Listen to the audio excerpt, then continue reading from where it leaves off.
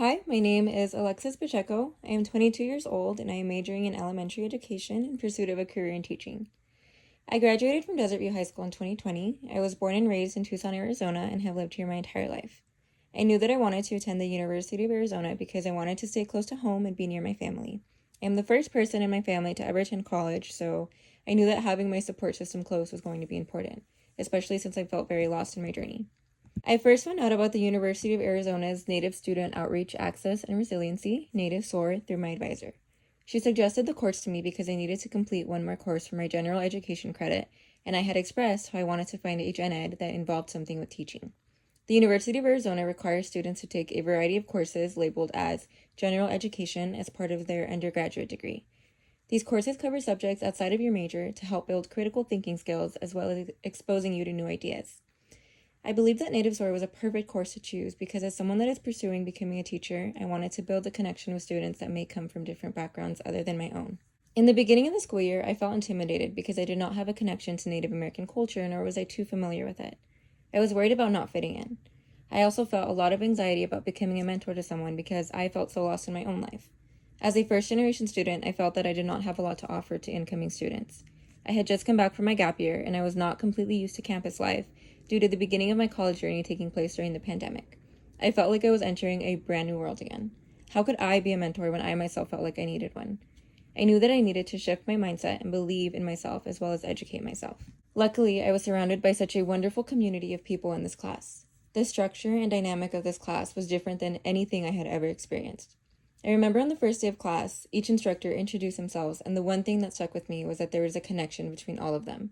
They seemed like a family, and they would have friendly banter with one another. We were encouraged to get to know one another, and as a group, we created our expectations for the class as well as the instructors. Right off the bat, I felt at ease. It was refreshing to see a community so accepting, especially because I had all these doubts in my head wondering if I would fit in or not. I was able to be a part of something new from my own culture. Throughout this course, we were assigned multiple readings each week written by Indigenous scholars that helped me broaden my understanding of the history of Native American education, as well as participating in community building activities and the opportunity to visit a high school each week where we would be mentors to Native American students who were interested in attending college. I chose to do in-person mentoring sessions at Tucson High Magnet School because it fit best into my schedule. Unfortunately, our first couple of sessions resulted in no mentees due to a communication issue between the school and the students. However, my group and I remained dedicated and spent every week preparing presentation slides with information we thought would be beneficial for high school students interested in pursuing a higher education. Since we were all motivated on the same page, we were so excited when we finally had our first session with the students. We had everything prepared, but nothing could have fully prepared us for the experience of actually being in front of them and talking with them. It was a very special moment. One of the readings that had a lasting impact on me during this experience was Home Away from Home, Native American Students' Sense of Belonging During Their First Year in College, by Amanda R. Tagine, Nolan N. Cabrera, and Elisa Yellowbird. It resonated with me, especially as I reflected on the challenges that Native American students face in their pursuit of higher education. The article brought a new meaning to what mentoring meant, shedding a light on the importance of community building for students, particularly in their first year of college. The reading states, "The first year of college is the most critical time. It determines whether a student will complete college." This helped me realize that in our weekly mentoring sessions, my group and I were not just offering advice or preparing students for the future. We were actively building a community together. And in doing so, we were contributing to something that might help these students feel more supported and motivated as they continue their educational journey. When I was in high school, we never had any programs like Native SOAR. Taking part in a mentorship has been a surreal experience. To see these students at Tucson High Magnet School take time out of their days to gain knowledge to prepare them for the future was truly amazing. I remember our first day with the mentees. It was a bit nerve-wracking since we had so many sessions without mentees. A part of me was just hoping that they would all come back and maybe even bring a friend. Week after week, the library was filled with more and more students, each one with a new story and their own interest. I would come into every session so happy that they decided to come back. My fellow mentors and I would always end the sessions with smiles and so blown away by how many people showed up. One mentee in particular was very engaged with our presentations. He would always stop to raise his hand and ask questions.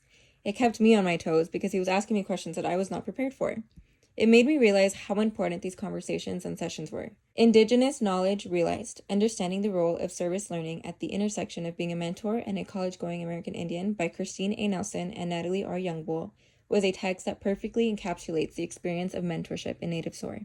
It highlights the importance of how mentorship is the act of building an environment where meaningful relationships and community are present. There's an opening anecdote from Natalie and Christine, a mentee and a mentor, that has stuck with me.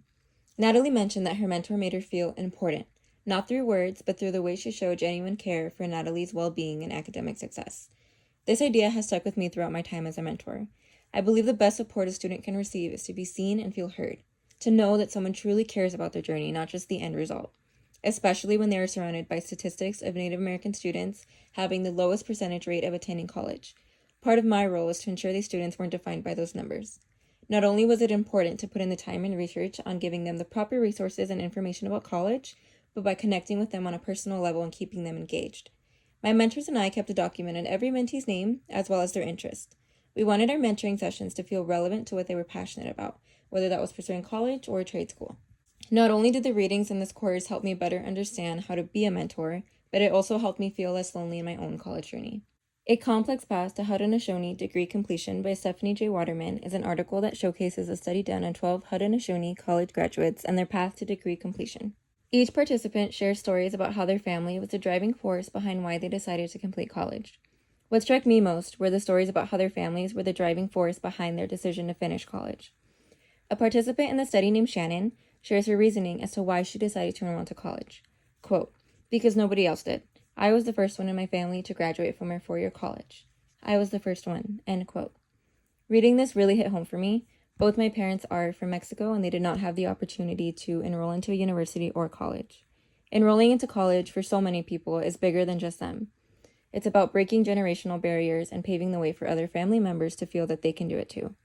I could relate to Shannon's sense of responsibility. Being the first in my family to pursue higher education carries a weight of expectations, but also a deep sense of pride.